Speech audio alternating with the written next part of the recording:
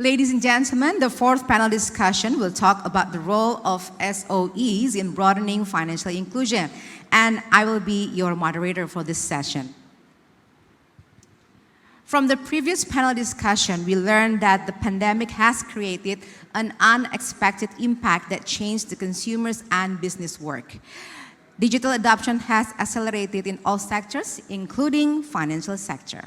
Now, before we start our panel discussion, I would like to check the current situation with our participants here today in this room.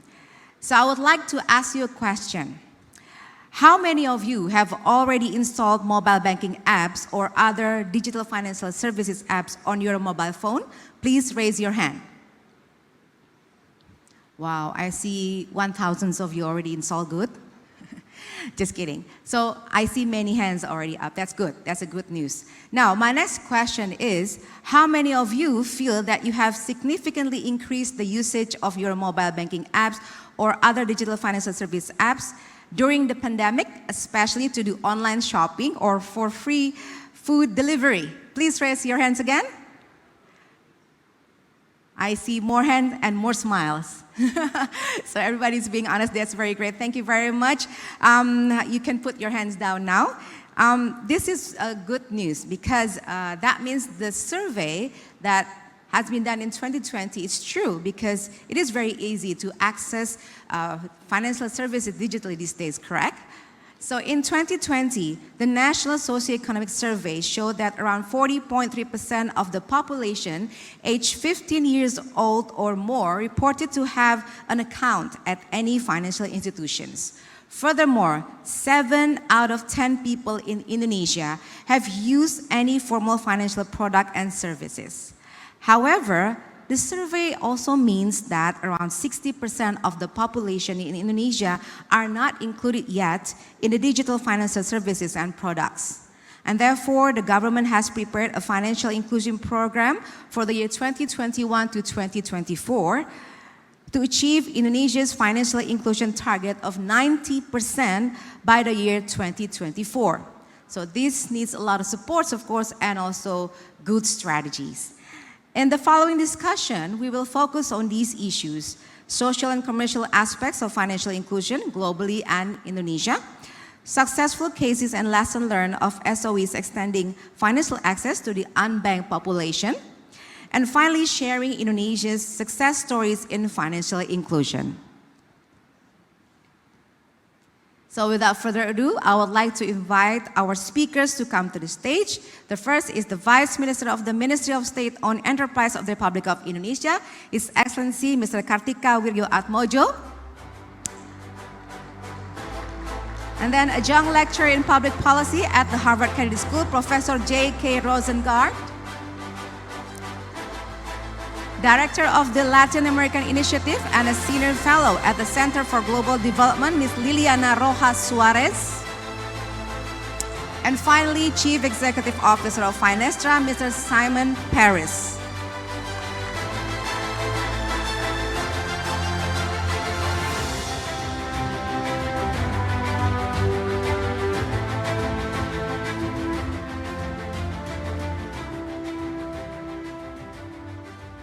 Thank you, speakers, for joining us today. So my first question, of course, to Pak Tiko. What are the key roles of SOEs in extending financial access, especially to the unbanked population in Indonesia? Okay. So let me just give a bit of a background that Indonesia has been pushing for inclusion in the past 10 years. If you look into the cycle, there is a slide that say that we already started the effort since the 90s. But it get really strong traction since the 2010-2015 revolution. At the time, government introduced 2 instruments. First is the agent banking. So initially, it was not deemed as a breakthrough, but later on, I will show you how the impact of the agent banking. And the second is the KUR. KUR is the subsidized credit for micro, which include credit insurance for the default. So those 2 initiatives has created a spearhead on actually including so many people in the system. So currently, the growth since 2015 were from 50% to 84% inclusion level. So let me just give you a context on how we actually address that. BRI is really in the forefront of this revolution because we are the largest KUR provider and also the largest owner of the agent banking. But together, Himbara actually, the four state-owned bank comprises of around 900,000 agents. So this create access to people in the remote area, in rural area, even in the remote island, to have banking services without having to go to branch. I think this is, one of the most genius, innovation, where we actually give people on the street, like in the warung or shop, that they have tools to actually become a satellite bank. I think that's the key, how we can actually increase the inclusion from 50 to 84%. Okay, thank you so much for explaining to us about that. Now, I'm going to move to Professor Rosengart. Now, after we hear the improvement of Indonesia's digital financial inclusion, can you share the evolution of financial inclusion programs in general and some success stories in Indonesia? It's interesting. Financial inclusion is not new to Indonesia. It goes back more than 100 years, in fact. And I'd like to broaden the discussion from state-owned enterprises to government-owned enterprises, because a lot of the initial innovation came at the subnational level, provincial, district, sub-district, and the village level. And the idea is bringing financial services close to the people you're trying to serve. And so it began actually more than 100 years ago in 1896 with the establishment of the first village bank in Indonesia. They call BKD, or Bedangka de Desa. And it was in the area of Banyumas, Indonesians will know, in central Java. And these village banks are owned and operated by the village to provide savings and credit services to village members. And they were competing with moneylenders, or what Indonesians call rentenir, and something called ijon, which is when people would buy the rice before it's harvested at a very low price, and when the farmers are very vulnerable. And this eventually grew to thousands of these village banks throughout Java and Indonesia. This is well before anybody ever used the term financial inclusion. And we also have some very innovative provincial level institutions. One example is from Central Java called BKK, Bedangka Kecamatan. And again, these are at the sub-district level, operating through village posts with the technical assistance and supervision of regional development banks. And again, as a government enterprise, they are co-owned by the province and the districts. And this again spread to every single sub-district in Central Java. And then eventually, with new banking laws, they were converted to community banks, or BPR, in Indonesia. And then we come to the first big national initiative, a state-owned enterprise, BOMN, with BRI, and this was during the Green Revolution. And the idea in the 1970s was to try to bring new technology to Indonesia and try to make Indonesia self-sufficient in rice production. And the idea was that there were new fertilizer-responsive seeds, and with fertilizer and pesticides, you can greatly increase the productivity of the farmers, have multiple harvests in 1 year. But to do this, you needed to finance the inputs. So Bank Rakyat Indonesia, you'll hear more about them later, was chosen to administer a program called BIMAS, Mass Guidance, Bimbingan Masal, to try to finance the inputs for the farmers, and also a cost of living allowance to help manage this transition. And by the mid-1980s, it was a phenomenal success in bringing the Green Revolution to Indonesia. Think about it. Indonesia, in one generation, in 20 years, went from the world's largest importer of rice to a net exporter. And this again created the embryo for probably the world's largest, most successful microbanking program in the world, also done by BRI, which I'll talk about later. But what it did was it set up the infrastructure. You had thousands of these, what they called unit desa, village units, around the country. you had a staff of over 14,000 people who became quite skilled in managing individual accounts for savings. They administered the National Savings Program, Tabanas. They had BIMAS, the credit program, agricultural credit, and they also started off-farm credit. Now, those of you who might remember the era of the mini skirts and the midi skirts, so they had credit mini, very small, off-farm loans, credit midi, slightly larger. And so you've got basically the infrastructure, the experience, and what was needed eventually was to commercialize it, so new products with new pricing, but you had the presence everywhere in Indonesia, and you had the staff could manage a commercially sustainable microbanking program in the future. And like I said, later we'll talk about that. Okay, thank you for explaining to us about that. So we've heard from you, of course. So that means Indonesia has developed its digital financial inclusion since maybe 100 years ago, starting from that's the seeds, until now, right? So it takes a long time, yeah? And then now I'm going to ask Ms. Liliana Rojas Suarez then, from your point of view, what are the most important lessons from countries that have successfully improved financial inclusion? Yes, it's clear that around the world there are initiatives trying to promote inclusion. The results, however, are quite mixed, right? I mean, some have been quite successful and some others have not. Now, if I have to derive conclusions or lessons, I would say that there are 5 characteristics that most of the countries that are successful share.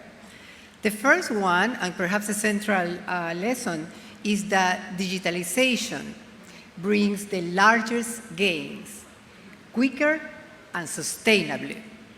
It really doesn't matter what model the authorities use. It could be a bank-led model, where it's the banking system that is actually promoting through access to ownership of accounts, or it could be that in some countries in Africa, a telecom-led approach where the mobile network providers are the ones that actually move the needle. It doesn't matter, but they all rely on a strong expansion of digitalization. Second lesson is payments is certainly a getaway for the provision of more financial services. Countries that have been successful in extending the use of payment services have made a lot of strides in getting also access to credit, insurance, and other more sophisticated products. Third, and this is very important, affordability in accessing digital infrastructure, like internet, cell phones. You know, the infrastructure could be there, could be available, but if it's not affordable, it's not going to be used. And a simple way to estimate it is take the population in remote areas or the ones that you want to reach and estimate what is the cost of access relative to their income. If it's too high, you're going to have a problem with actually using digitalization. Fourth, this is very interesting because it's not really within the area of financial inclusion, but it's macroeconomic stability. I mean, there are so many countries that have everything, all the ingredients in the program, but their macro-financial system is so unstable that really people are not willing to move into the formal financial system because they are concerned about issues like inflation, about taxes that can actually render it not attractive for them. And finally, and this is very important, and is the quality of the regulatory framework. Without a good regulatory framework, what do I mean by that? One that promotes competition. And a second condition of a good regulatory framework is one that regulates according to risks. For example, if you have an entity that is providing only payment services, you cannot impose on that entity the same kind of regulatory burden that you actually are imposing on an institution that leverage, that give credit. So the higher the sophistication of the combination of products that the company offers, the more sophisticated and burdensome should be the regulation. Okay? So I'll stop there for now. Thanks. Thank you very much. That interesting. So now we know the 5 lessons to make financial inclusion successful in the future. So I'm going to move to Mr. Simon Paris then.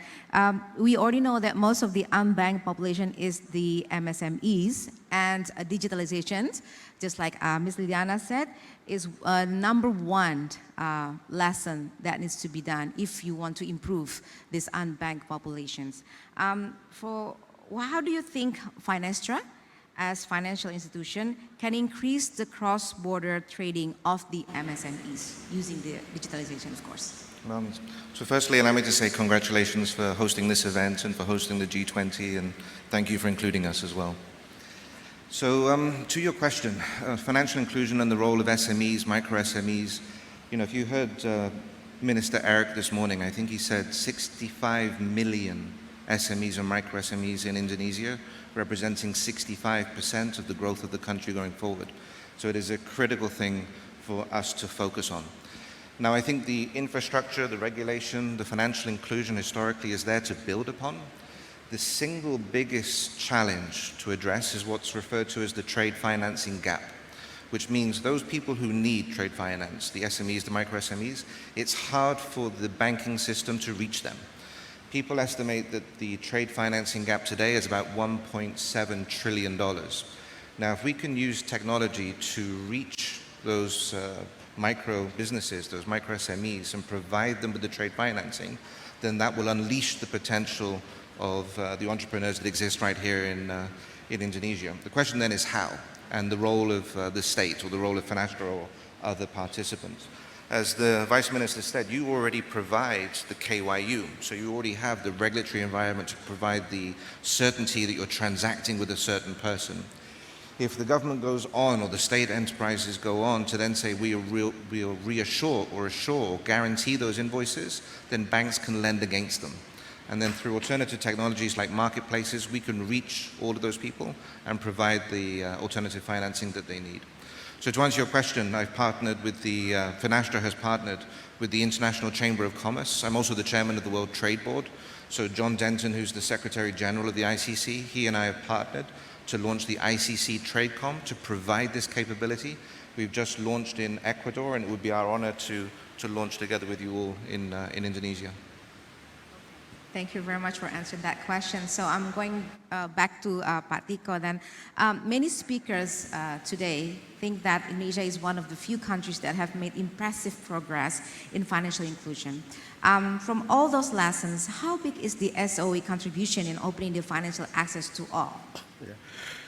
So I think we need to differentiate between inclusion and then access to finance and literacy. I think those are actually 3 different things. In terms of inclusion, as I mentioned earlier, I think the proliferation of branches and agents has been able to push the inclusion to 83-84%. I think we are very confident next 1-2 years with digitalization, we can achieve 90% plus even. But that doesn't mean that access to finance is actually improving well.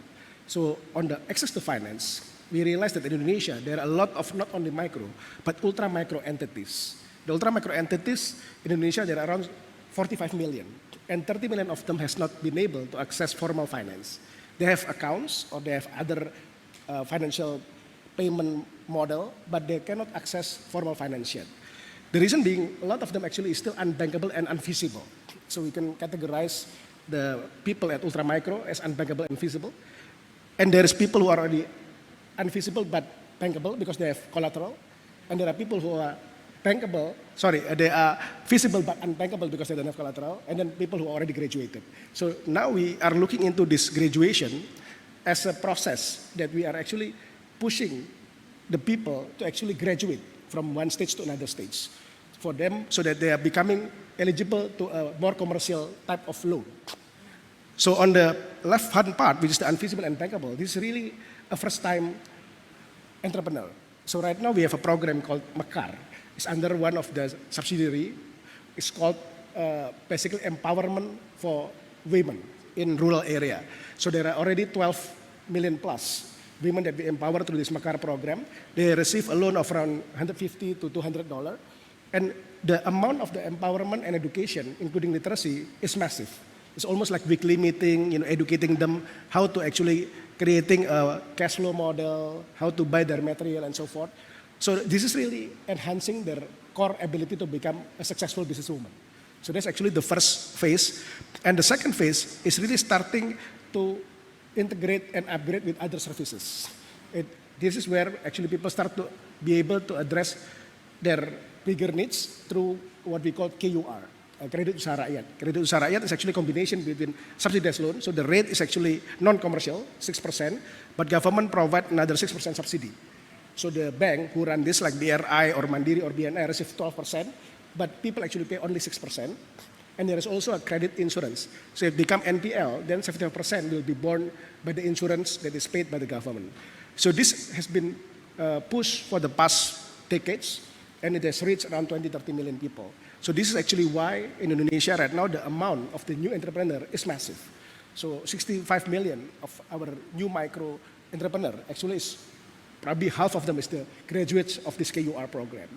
So now how we want to address the unbanked. So we actually just recently integrate our 3 entities. So BRI is a bank, and then we inject 2 other entities, which is PNM, the empowerment model, and Pegadaian. It's interesting that Indonesia is still very massive in terms of pound.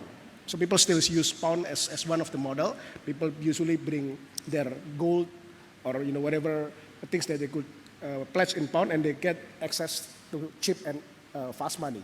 So we integrate these 3, and now we just innovate with one model, what we call as ultra micro integrated services. We call it Senyum in Indonesia, sentra layanan ultra micro, in which in that premise, people can access different type of loans. So if you are still in the early stage, then you go with the empowerment model.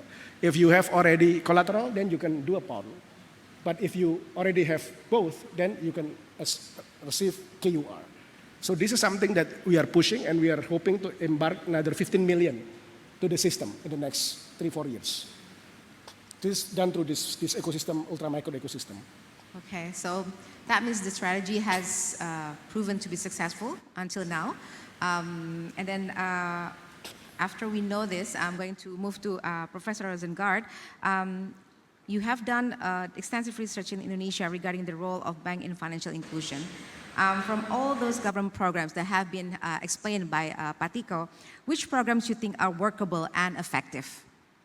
Well, if I may, building on the wonderful overview from Patiko, national perspective, the roadmap to financial inclusion, I'd like to give a very encouraging example from a state-owned enterprise, and we're going back to Bank Rakyat Indonesia, Indonesia People's Bank.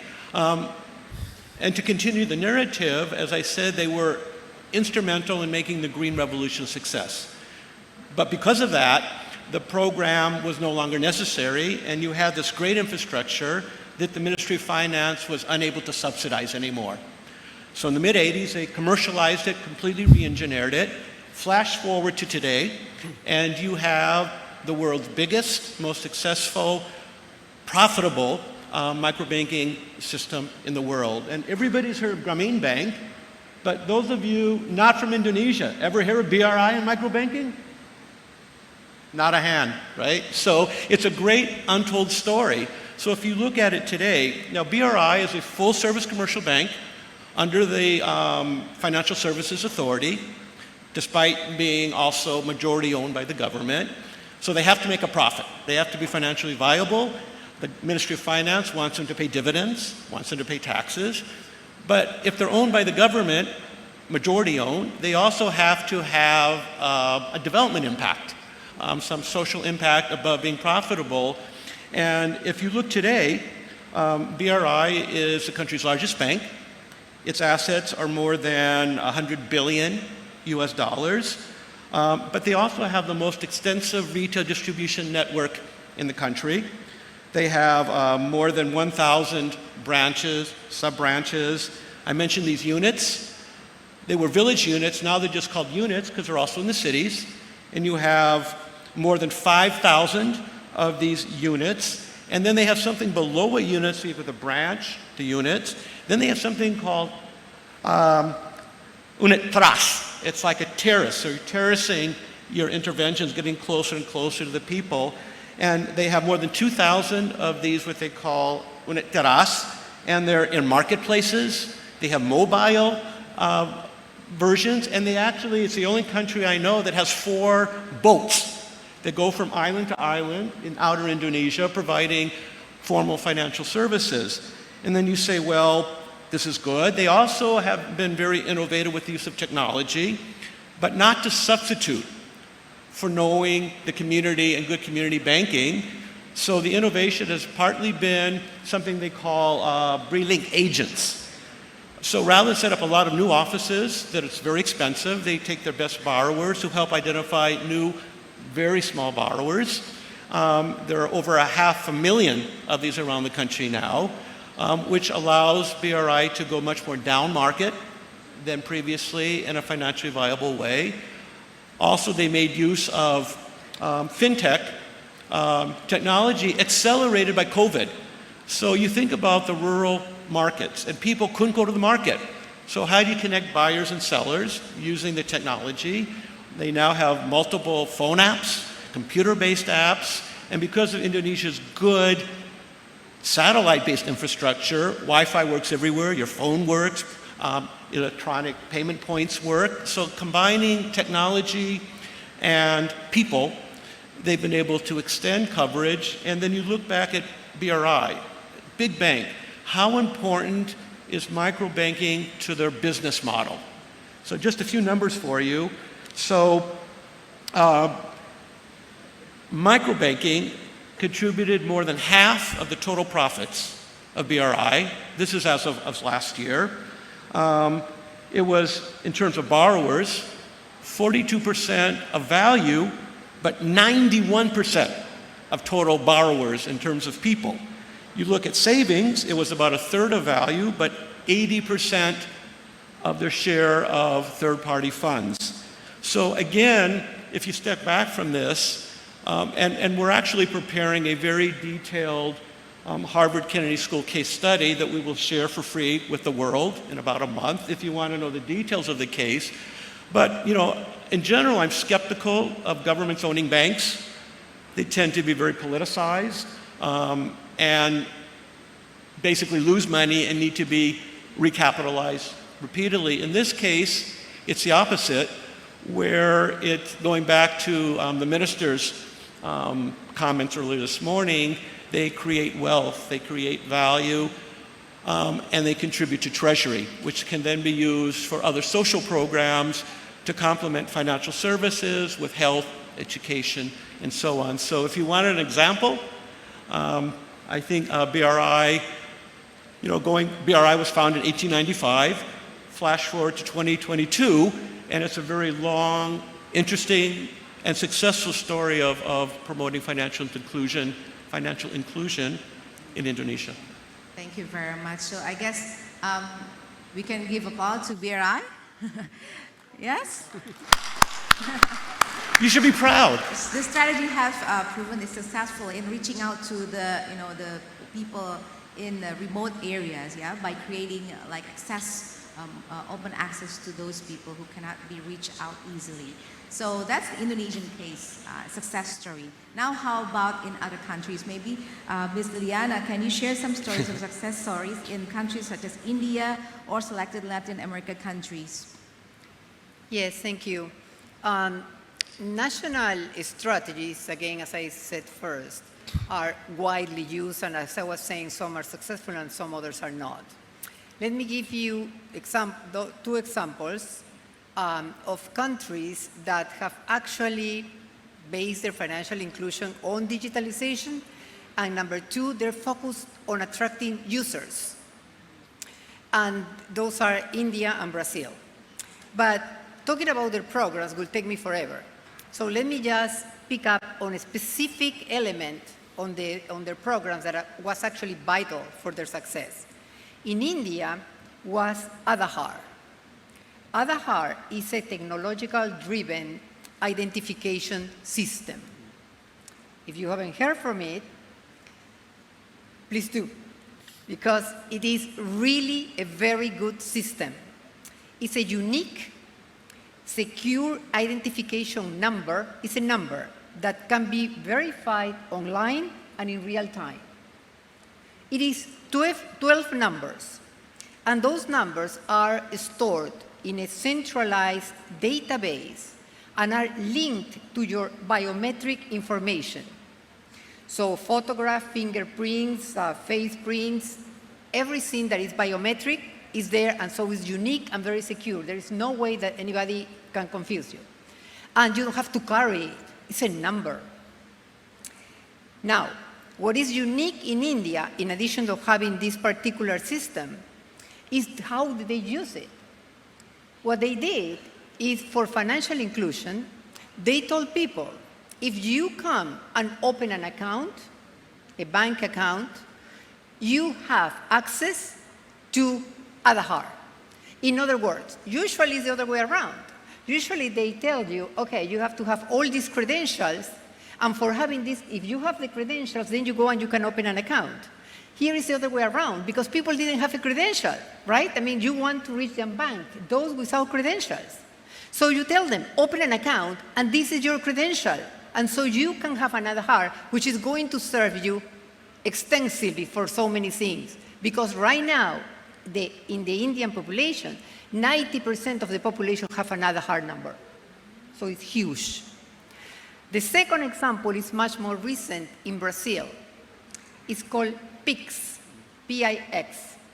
It's an instant payment system launched by the central bank. So this is basically an application. We know of so many applications that allows payments and transfers 24/7. But what is different in PIX relative to any other application in the world?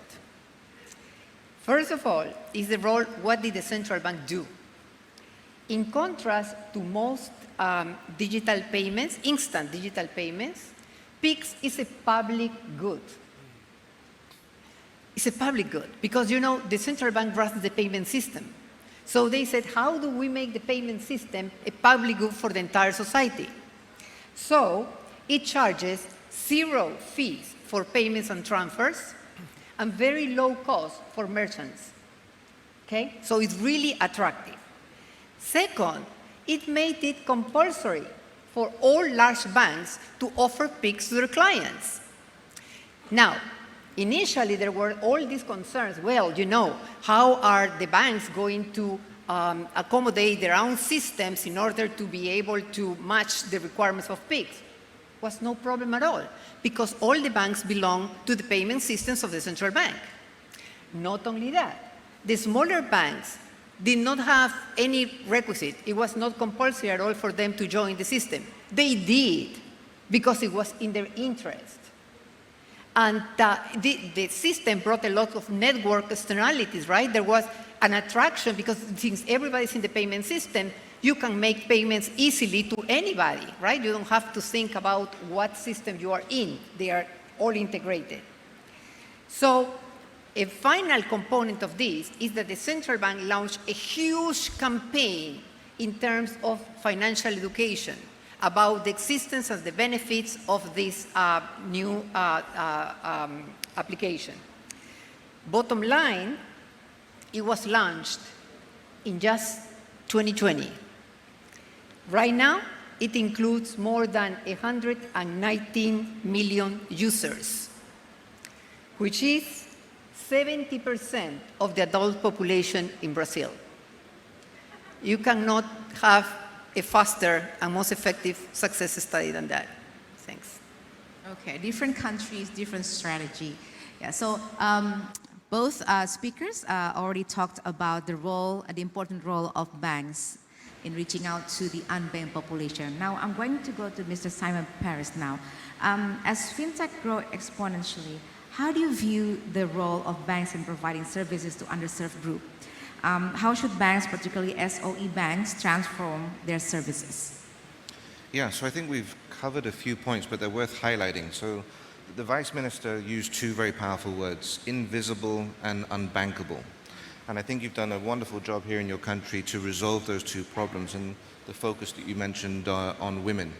Professor Jay mentioned fintech, and I have the honor of being the third largest fintech in the world, so we spend a lot of time in this area. So what are the recommendations? I think, first of all, reach and relevance. And when I look at what Indonesia is doing, you really have focused on reach. You look at the cellular coverage is 99%. You look at the number of people who now can convert to the higher level of awareness. You looked at the subsidies that you're providing. So reach and relevance is absolutely key, and I think you're on a great path. The enablers that the previous panel spoke about, talent, capital, regulation, also very important. And I think, again, you're moving in the right direction. I heard from AWS and Microsoft the same story.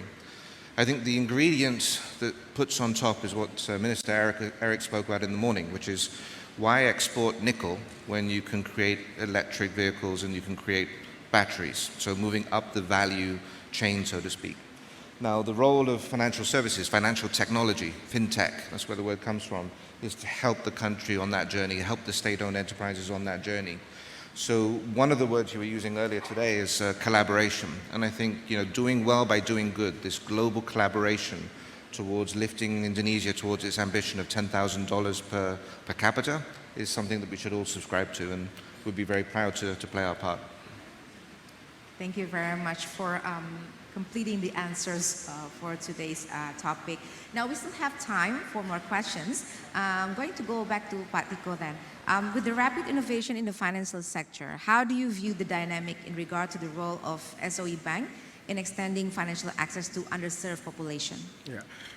I already mentioned about the access to finance. Yeah. I think the last bit for us is the literacy for protection. Because I think for Indonesia, we have done a survey in which Indonesia, the poor population, actually, they get even poorer if they get accident, sickness, or catastrophe. So that's why now we are pushing also micro-insurance literacy, and we're selling small-scale micro-insurance with premium only 50,000, 100,000 a month for this underserved population so that they get protected from the risk of life. So I think this is the last bits that we want to really push so that not only people have access to finance, they could transfer money, they could send money, they can also have access to credit, but they also have access to protection. I think this is also important so that when they get personal catastrophe or even catastrophe that impacted their property, then they get protected by micro-insurance. I think this is the last bits that we really want to push. The last challenge that we have on a rural mass Indonesia is the distribution of cash. So this is, I think, the last mile that we want to also engineer right now. The function of agent, how that agent, not only they are providing services, but they can also become cash in and cash out agent. So this is something that becoming the last mile. So if you realize about Indonesia, with its geographic challenges, we have remote island, remote area, the big banks and the central bank only presence in big cities. So that's why now we are trying to also innovate in which agent, not only they provide transactions, but also they receive and they also distribute the cash. So if we are able to do this, because there are around $60 billion, around 800 trillion, that are still cash basis economy in the rural area. So if we are able to do this, then we can absorb the money to the system and provide even cheaper credit to population. So I think those are the two last mile that I think we are going to do through the SOE banks. Thank you very much for that closing statement because we're running out of time. So before we conclude this session, I would like to sum up the things that have been already answered by the speakers. The digital financial inclusion is a process that has accelerated around the globe, including Indonesia, especially during the pandemic. We already know that. And also, all actors need to work together to achieve digital financial inclusion, especially to reach out more to the unbanked population. And SOEs have proven to be the actors that have extended access to digital financial inclusion in many countries. And finally, Indonesia, with its strong SOEs, could share its successful programs to the global community in the hope to bridge the world in finding ways, the best ways to achieve the digital financial inclusion faster. So thank you very much once again, speakers. Ladies and gentlemen, please give them a big applause.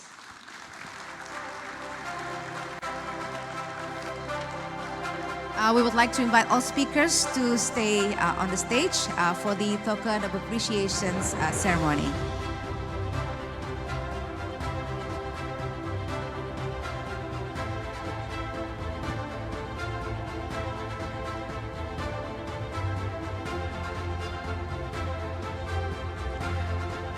Okay, We would like to invite His Excellency Mr. Kartika Wiryo Atmojo, the Vice Minister of the Ministry of State on Enterprise of the Republic of Indonesia, to present a token of appreciation to our speakers.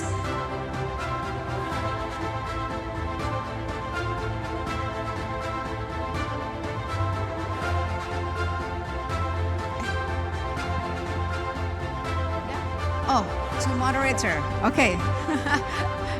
Okay. Terima kasih, Pak. Okay, please pose for a photo session.